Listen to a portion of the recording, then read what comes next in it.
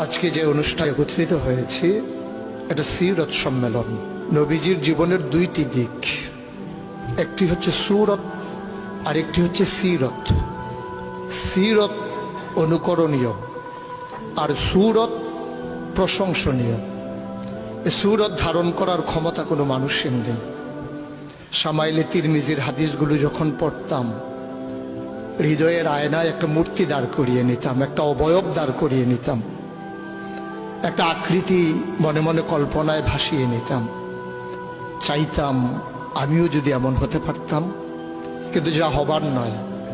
তিনি ছিলেন মধ্যম আকৃতির সুঠাম দেহের অধিকারী একটি মানুষ। তার চুলগুলো ছিল ঘাড় পর্যন্ত প্রলম্বিত, হালকা হালকা কোঁকড়ানো। তিনি যখন চুলের ভিতরে তৈল দিয়ে আছড়াতেন, মনে হতো মৃদুমন্দ ঢেউ দেখা যায়।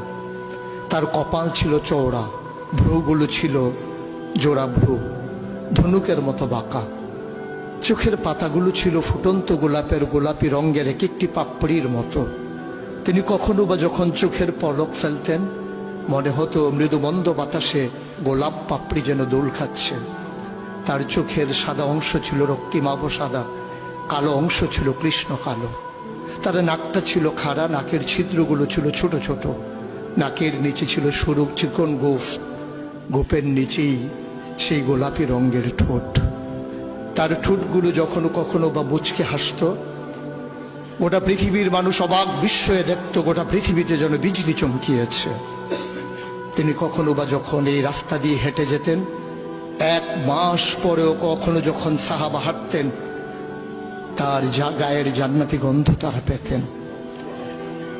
মায়েরা উম্মাহাতুল মুমিনিন যারা, তারা নবীর যখন কখনো এই ঘামে ভেজা শরীর নিয়ে ঘরে ঢুকতেন, কপালের ভিতরে মুক্তোর দানার মতো ঘামগুলো যখন জমে থাকতো, মায়েরা ছোট্ট শিশি খুঁজে সেই ঘামগুলো শিশিতে ভরে জমা রেখে দিতেন, কখনো বা ঈদে কোনো অনুষ্ঠানে যেন আতর হিসেবে ব্যবহার করতে পারেন। এই সুরত ধারণ করা কোনো মানুষের সাধ্যর বাইরে। কখনোই কোনো মানুষ এই সুরত ধারণ করতে পারবে না চেষ্টা করলেই। কিন্তু তার সিরত যেটা অনুকরণীয়, অনুপম আদর্শ। তিনি এসেছিলেন এই জন্যে, ওয়ামা আরসালনাকা ইল্লা রাহমাতাল লিল আলামিন।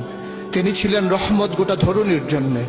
যেমন করে আল্লাহ বলেছেন, ফাবিমা রাহমাতিন মিনাল্লাহি লিনতা লাহুম ওয়ালাউ কুনতা ফাযযান গালিযাল কলব লানফাদ্দু মিন হাওলিক ফাআফু আনহুম ওয়াস্তাগফির লাহুম ওয়াশাওিরহুম ফিল আমর ফাইযা আযামতা ফাতাওয়াক্কাল আলাল্লাহ ইন্নাল্লাহা ইউহিব্বুল মুতাওয়াক্কিলিন। তিনি এসেছিলেন তেমন করে। কেন তাকে পাঠানো হয়েছিল? আল্লাহ নিজেই বলেছেন, লাকাদ কানা লাকুম ফি রাসূলিল্লাহি উসওয়াতুন হাসানা। তিনি ছিলেন মডেল, তিনি ছিলেন আইডল, তিনি ছিলেন আইকন, তিনি ছিলেন অনুপম আদর্শ, তিনি ছিলেন উসওয়াতুন হাসানা। তিনি গোটা মানব জাতির জন্য সকাল থেকে সন্ধ্যা, রান্নাঘর থেকে সংসদ ভবন, তার জীবনের ব্যক্তি জীবন, পারিবারিক জীবন, সমাজ জীবন, রাষ্ট্রীয় জীবন, অর্থনৈতিক জীবন, ইন্টারন্যাশনাল রিলেশন, সকল ক্ষেত্রে তিনি ছিলেন আদর্শ, তিনি ছিলেন মডেল।